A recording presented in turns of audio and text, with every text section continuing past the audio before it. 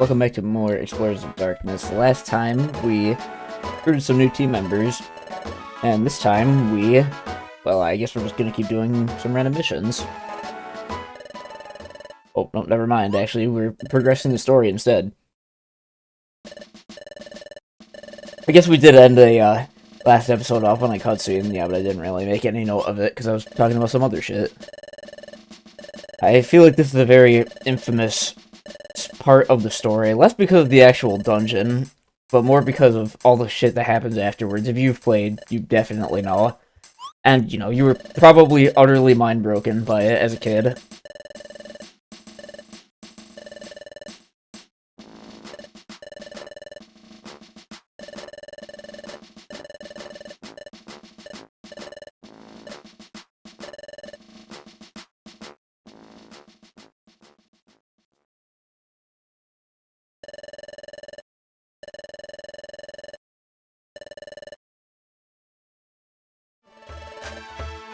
Alright, before we head into the dungeon, I just noticed we actually have access to elective iron now. Which means we can link our moves, and in case you're not aware, linking moves is very, very broken.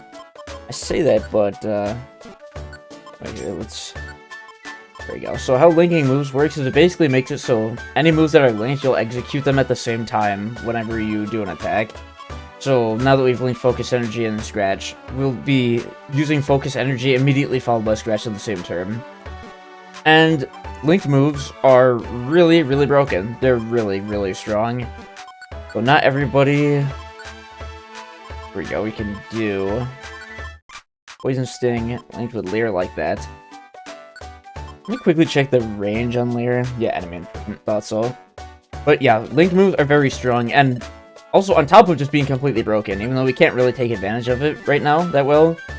On top of that, you get an EXP bonus every single time you connect with the linked move, which means you are heavily incentivized to just use linked moves all the time because they're so strong, and because you get a bunch of bonus XP for doing it. Yeah, linked moves, very worth using, and we will hopefully be getting a whole lot more usage out of them later. Pretty classic and useful link is just like Leer, or like... pretty much just Leer, any sort of defense dropping move like Screech, paired with any physical attacking move, can usually be a very strong link. Anyway, Applewoods, next dungeon. I feel like not anything super noteworthy here. It's definitely the longest dungeon so far. It's our first dungeon that's over 10 floors long. Oh yeah, we should be doing some pretty nice damage now. We activate Focus Energy. It's definitely not a move I normally ever use in PMD, but I'm sure it'll be decent. First off, we gotta actually equip some items, let the teammates take out that random Caterpie. Oh yeah, with the Power Band and using Focus Energy plus Scratch, we should be doing a whole lot of damage pretty quick here. This dungeon probably shouldn't be too hard. We really just gotta worry about protecting Polybo because she's weak to grass. Although none of the enemies in this dungeon are super noteworthy, I feel like. A lot of just crappy bugs or yes, like Burmay. Like, nobody's, you know, nobody's sweating over Burmay, let's be real here.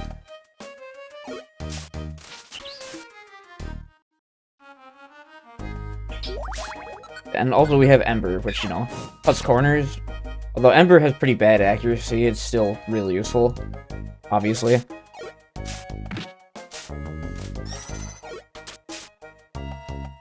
Oh my god, yeah, we're doing ridiculous amounts of damage when we're crit boosted. Honestly, kind of overkill. Even if we didn't link moves, we'd be fine. Okay, I gotta test something real quick. Let's see... I know there's a curious property with Focus Energy, that being if you kill an enemy with using a move, as in if you used a move to attack them once as opposed to your A attack, you will get bonus XP. And I know that certain status moves that affect the enemy, like Focus Energy, if they were to use Focus Energy on themselves and then you attack them with an A button attack, it will still count as the move having been used on them, I suppose because they were targeted by a move. So now I'm curious, if I were to use Focus Energy and Scratch, because they're linked together, I'm curious if I would get the bonus XP, because I'm using Focus Energy on myself, so let's find out. That's 92 EXP for everyone for beating a Burmy was just a standard move. My god, that Caterpie is sniping us from behind, what the hell? I'm kind of surprised that it's missing its string shots, though, considering that this is an even-numbered floor. But it should be a female with the boosted accuracy. We'll get that pebble back real quick. I want to see if we can get another Burmy to show up, which... Interesting thing about Burmy, I'm not really sure why it's in Sandcloak in this dungeon, considering that this is very clearly a forest, but... You know, whatever. Meanwhile, Grimo is just getting more and more levels. I forgot just how nice the level up stats for Scorpio are. Very convenient. Let's take a look at his stats, even though he's only level 9. He's already starting to get pretty nice. He'll do just fine. Keep going. Yeah, I just want to encounter another Burmy, but I'll just move on.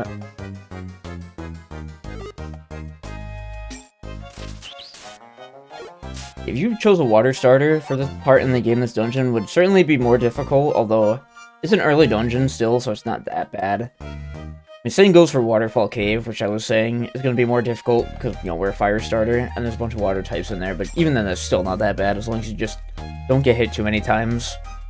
Which, I mean, you know, that kind of applies to every single dungeon in the game. Anyway, yeah, you can see here we get 92 XP for beating a Burmy with just Ember, but now let's use Focus Energy into Scratch and see what happens. Okay, so we do still get the Link boosted EXP, even though Focus Energy targets herself. I'm not really surprised. I just remember that weird interaction that Focus Energy has with, like, the opponent if they use it on themselves.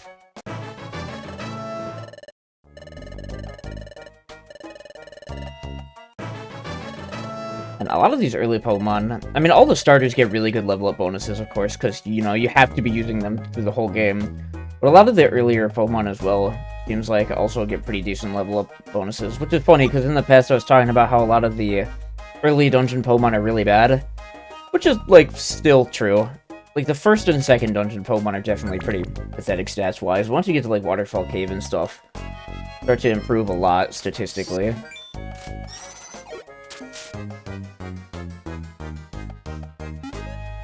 Already hungry and some floor 4, but it's probably not a big deal. Now we have a lot of apples. Probably just gonna... What was that? Oh, you know what that was? I think that was Bite inflicting a flinch, and then Weedle's Shed Skin instantly curing the flinch. I think that's what just happened there, and why Weedle just, like, blinked for a second. Yeah, there's not that much going on in this dungeon, so I'm probably not gonna be exploring each floor all the way. I'm probably just gonna head to the stairs when I see them. Although, typically, I do like to just explore as much of the floor as possible before moving on. Just, you know, to fight as many enemies as possible and to get as many items as possible for the, you know, EXP and just the resources and stuff. This is an early dungeon, though, so probably not anything super crazy in terms of items here. I say that, but we were getting, like, X-ray, like, XI seeds and, like, violent seeds and shit in Drunks Bluff. There's a yellow gummy on the floor there, though, and... Yeah, despite being such an early dungeon, Executor shows up. We're already getting, evolved mons as enemies. In fact, we already were by, like, Mount Bristle. We were fighting, like, Nidorino and Nidorina. And, Whiscash is in Waterfall Cave, although... Because it's so early in the game, none of them are very strong. Definitely want to take out that Weedle. I want to get a Luminous Orb. Different one, I guess. The Luminous Orb is definitely useful. Although, it's the type of item that's definitely useful, and yet I feel like I tend to just, like, hoard it and hang on to it forever instead of actually using it. Well, they can definitely be nice. I mean, you saw in the previous episode where we were able to, like, find the client Pokemon by using a Luminous Orb. Hey, there we go. We've only gone through, like, a single full dungeon and, like, half of this one now, and Grimo is already starting to catch up in levels. That's good. But yeah, Executory. Seems intimidating, but this early in the game, there's actually not much of a threat. Another Power Band, we don't really need that. Give this to Polly. You know, forgive me if I keep referring to my own party members by the wrong names, or, like, refer to them as the wrong gender, because, like, you know, hate me if you want for this, but, like, I feel like when I play these games, I don't really, like, How do I word this? I don't really like headcanon my characters very much, you know. I don't like... I give them names, but I usually don't have that much like attachment to them. I definitely see the game in more of like a gameplay kind of lens. Not that I, you know, don't care about the aesthetics or story of the game, you know, and I don't care about like engaging with the game like that. It's just a lot of the time when I'm just replaying the game and kind of just, you know, playing to get to the post game and get to the good shit. Kind of like this. Not really like this because this is a full playthrough that I'm, you know, recording. And my point is even when I give nicknames to Pokemon, I feel like I don't get too attached to them and I don't really think too hard about them. You know, hate me and call me, you know, no fun if you want to for that. Not that I think most people really care. I'm kind of surprised it survived that. I figured it would have less health. Just that one. Beedrill. Beedrill's probably the only really threatening Pokemon in this dungeon, just because I assume it can have Fury Attack at this point. And, like, in Rescue Team, Beedrill spawns in a fairly early dungeon in that game as well, where it is also very threatening because it has Fury Attack, and at that point, if you get hit even, like, 3 or 4 times by that, you really might just, like, die on the spot, which really, really fucking sucks. Okay, let's quickly do the, Wonder Tile Shuffle. It's just an evasion drop, so it doesn't really matter about getting rid of it. I'd say if like all the stat drops, evasion might be the less like, oh my god, I can't speak, the least like relevant stat drop. Like if I get an evasion drop from Sweet Scent or whatever, I don't really care. Hey Weedle, sure you can join the team, and now you can see, yeah, the team's already full, so Weedle just get kicked out. Oh, I completely forgot about this because it's been so long since I played Darkness, but in Explorers the Sky, when you recruit a Pokemon like that, it lets you choose which Pokemon on the team to send home. So if you, like, recruit a new Pokemon, you can basically replace one of the party members with that new Pokemon and then send your party member home. But not in Time and Darkness. In this game, when you recruit a new Pokemon, in the party's full, they just get sent home immediately. And that's definitely kind of sucks, although I feel like more often than not, if you're just going for recruits, you're probably just sending them home right away. And anyway, so, you know, not a big deal.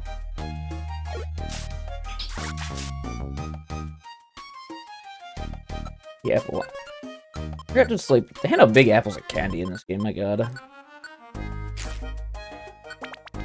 Although, I think I mentioned this already, I don't feel like most or any of the story dungeons are really long enough to justify like, bringing too many big apples. It's more so just to, like, cut down inventory space, I guess, because, like, you know, one big apple is worth, like, 2 normal apples, so you can save 1 or 2 slots of inventory that way.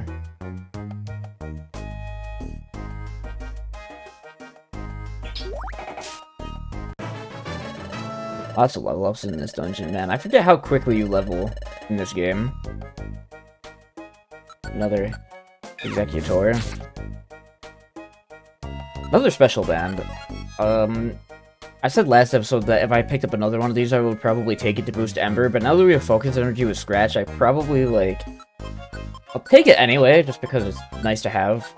But I'm probably not gonna equip it right away. Maybe if Chico ever gets any better grass moves, like Mega Drain or like Giga Drain or something, maybe I'll give it over to her. Although I don't know how likely that is to happen. Razor Leaf or Bullet Seed, she's probably going to stick with that for like the entire game because they're just such good moves. Especially Bullet Seed.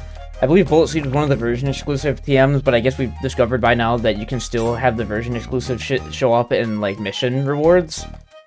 I say we figured that out. I assume that is the case. Escape, but we don't really need that.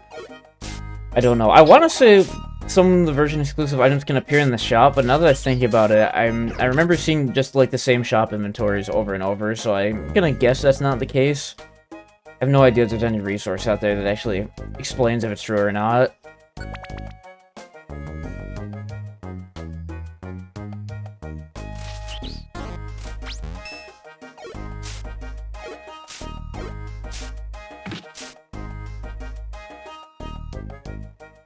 Embargo, that's not useful at all. I was having a discussion with a friend recently, asking, like, you know, why the hell does Embargo even exist in the game, and my thoughts on it is that, like, more likely than not, it's probably one of those moves that they more so intended for the enemy to use on you. I'll cut myself off, though, because found our very first Kecleon shop. Wow. And we are just actually, I figured we'd be completely broke. We actually have a little bit of money. I'm not gonna buy any of this stuff, though. But it's just neat that we found one. I guess I forgot tech shops can spawn here. I believe the earliest dungeon they can spawn in is Waterfall Cave, but we just happened to not find any when we were in there. This early on, there's not really anything worth buying in the tech shop. Yeah, Embargo. It is, not really useful at all if you're using it as a player in Mystery Dungeon or in, like, mainline. It's definitely one of those moves they figured the enemy would use against you to make the game tougher. Because, like, you know, if you use Embargo on an enemy in this game, and they're, like, not able to use an item, like, first of all, most of the time they're not even gonna have a fucking item. And even assuming they do, like, it's not gonna be until much later dungeons that they're actually ever gonna use those items, and even then it's only, like, a handful of those items that they're ever gonna use, you know? It's a move that's just definitely not worth it to use as a player. Wait. These fuckers. How did Skuntank climb up that tree, though? I mean, I guess they're, like, leopards or, like, cheetahs or something like that. Can climb up trees, like tigers, I think. But, well, I don't think Skuntank counts as any of those things. He's, like... I mean, clearly a skunk, but he's also, like, a giant, like, smashed and slammed homunculus, so I'm not really sure what's going on there. Ah, that's a stupid fucking train of thought.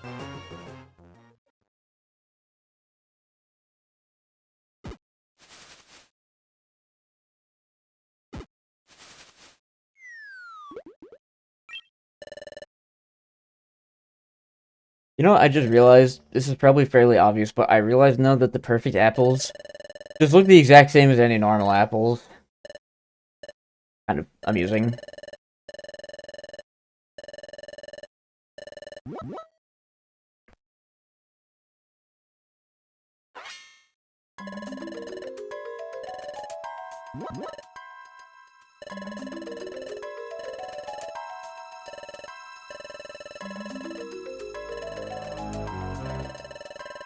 See, now, if this was realistic, what would actually happen is we would just reach into the bag and pull out, like, a stun seed, or, like, a sleep seed, or an eye seed or something, and just throw it at one of them.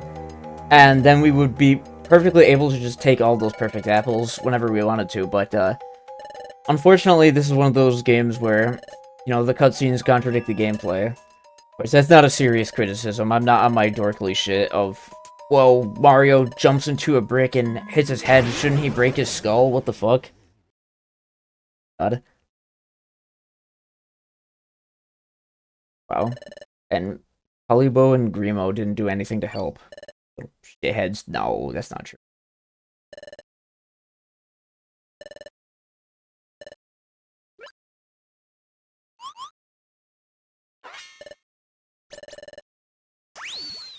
See, I just realized another thing about them climbing out of the tree. It would have been way easier for Koffing and Zubat to do, considering they can both just float, or, you know, in Zubat's case, fly.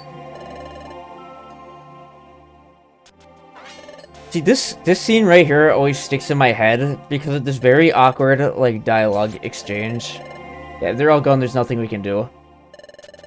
Oh no. I mentioned in the first episode, there's, like, or in some episode, I mentioned there's, like, very slightly different, like, dialogue groups for the partner based on which choice they are. I guess this, like, criticism doesn't actually apply to this dialogue group for Chikorita, but I remember for some of the other, player characters, or, like, partners, whatever the fuck I'm trying to say, they will be like, well, if all the perfect apples are gone, there's nothing we can do. And then they'll look at the tree for a second, and then they'll turn to you and say, there's nothing we can do. And I don't know why I always thought that little exchange of dialogue was just very awkward and clunky. In fact, I feel like there's a handful of instances in this game where they're like, there will be like a specific phrase or something, and they'll just kind of like repeat it several times in a row, and it's very awkward. For instance, like, literally any time they talk about the planet's paralysis, or preventing the planet's paralysis, like, if you've played this game, you definitely know they'll use that phrase, like, 5 times in a row in a sentence until it, like, doesn't even sound like real English anymore. And it's kind of annoying. I think there's another instance of this we actually missed during, like, the Waterfall Cave stuff, where Chatot says the word, like, emphatically, like, 4 times in a row or something like that. Or something weird.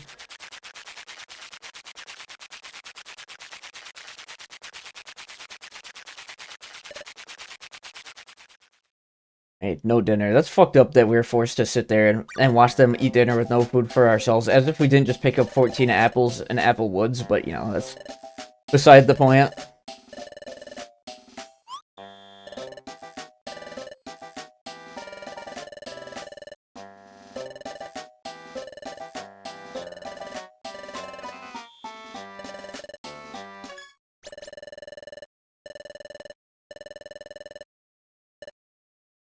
See, everybody gives Chatot shit being an asshole, but at the same time, he has to be Wigglytuff's wrangler, so I guess you have to feel a little bad for him.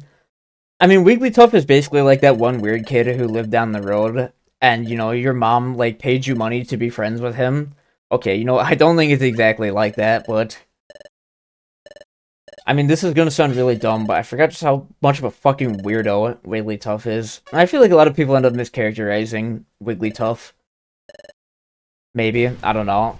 I mean, he's such a strange character. I can't think of any other characters in, like, games or stories or anything who are quite like him, who is, like, you know, a big, fat, like, actual special needs child with, like, no control over his emotions, but randomly just, like, locks the fuck in and, like, you know, gives philosophical wisdoms.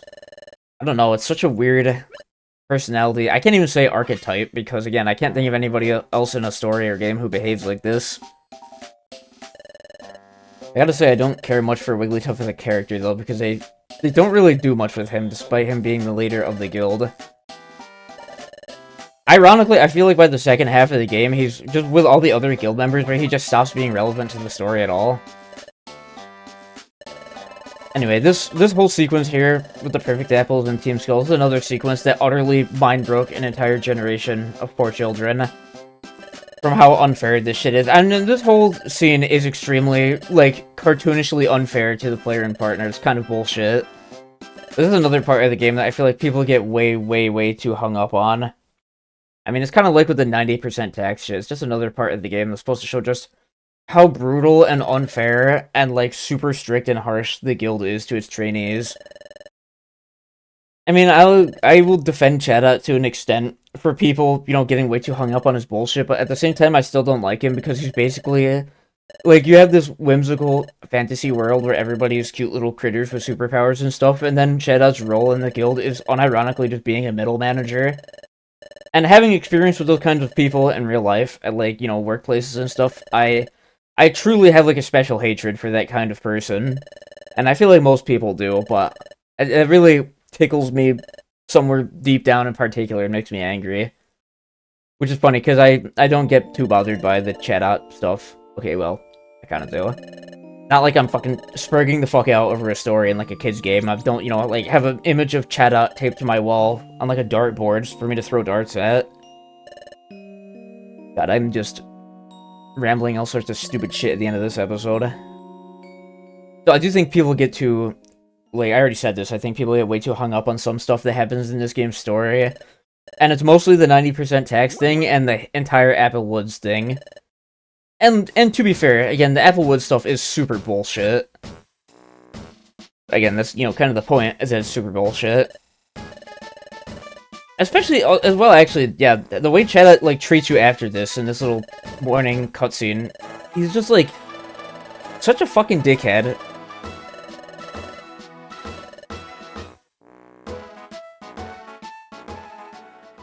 What does he say in this scene? I don't remember exactly. Yeah, this shit. He just tells you to your face you should give up. Like, I know people will defend Chatot, and I will to an extent, but, like, I really can't stand him as a character because of this shit. He's just such an asshole. Especially since, you know, spoiler alert, he ends up being completely fucking wrong as well, which means he, you know, speaks on behalf of someone else to make both himself and them look like a total dickhead, only to just be wrong. That makes me mad, actually, now that I'm thinking about it more. Okay, I do get a little tilted to that. Having to make my own, you know, Chatot, like, revenge porn Rama hack, where he, like, gets, you know, the shit kicked out of him, or something, and then my OC, Jonathan the Riolu, and fucking, like, Moonstar the Shinx or some shit, have to come in and save him so he begs for forgiveness and, like, grovels before us. I also find it amusing that there's this little scene right here, where you get given food. again, as if, like, I don't typically try to do the dorkly isms where you go like, oh, what the hell, the thing that happens in the cutscene isn't realistic, what the fuck, that makes no sense, but, like, it doesn't make much sense to be forced to go without dinner in this game, considering you always have your inventory on you that's almost always filled with food. Of course, you know, you could be at this point in the game, and not have any apples in the inventory because you ate them all in the dungeon or something. But it is still, like, you know, again, call me pretentious, but that's some ludonarrative dissonance right there.